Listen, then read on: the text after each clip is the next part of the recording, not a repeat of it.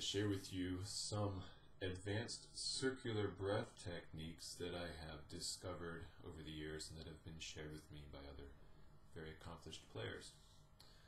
The first thing that I want to share is that circular breath does not require a huge amount of breathing or air.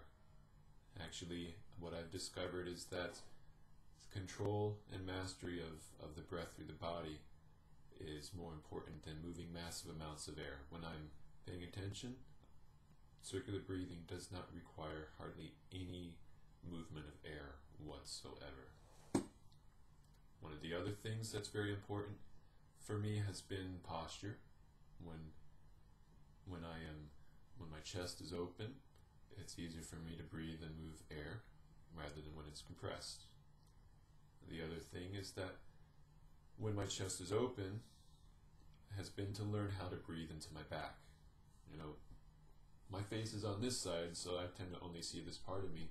However, there's all these ribs and lungs back here as well, and learning to breathe into the back is going to be very important. And then the other technique, the other thing that I've discovered with the breathing has been to breathe down.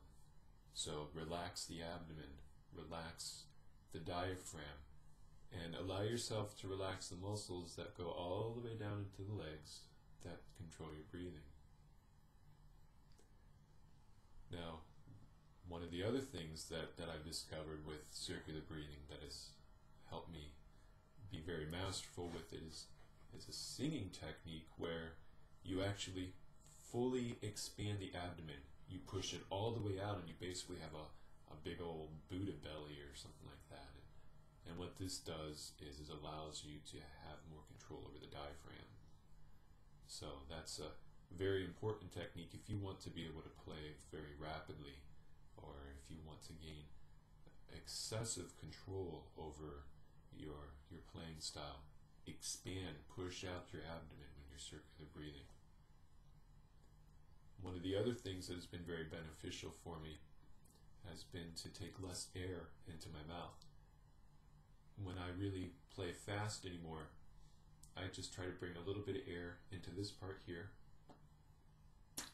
and then I push it out, rather than going, which that's a bigger movement.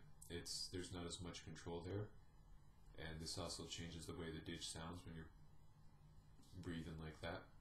When you breathe into this part, you don't really change the pitch very much, and you're able to maintain your drone very effectively. The other thing that has been very beneficial for my circular breathing technique has been to practice every day. However, the other technique has been to not practice at all. Once I learned circular breathing, and after I had played for a few years, I actually put down the Didgeridoo for 6 months and didn't even touch it. Didn't play, and so that when I came back to it, the breathing patterns and things that I had learned changed.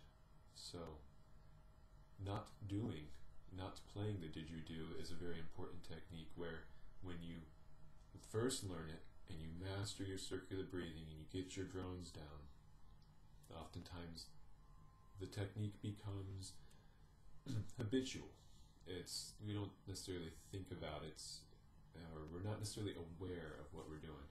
And so the contrast of not doing it and then coming back to it will allow us to recreate the way we play and how we play, and gives us the opportunity to observe a lot of the small things that we do, the small habits that we learned when we first started playing, and to address those or adjust them or grow from it in whatever way we would like. So those are that's pretty much it.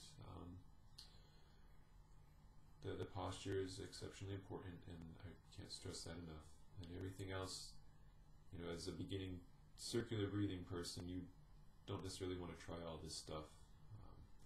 But as you advance, you can try to add some of these ideas into your play style and just see how it works or does not work for you. Thank you. I hope this tutorial has been beneficial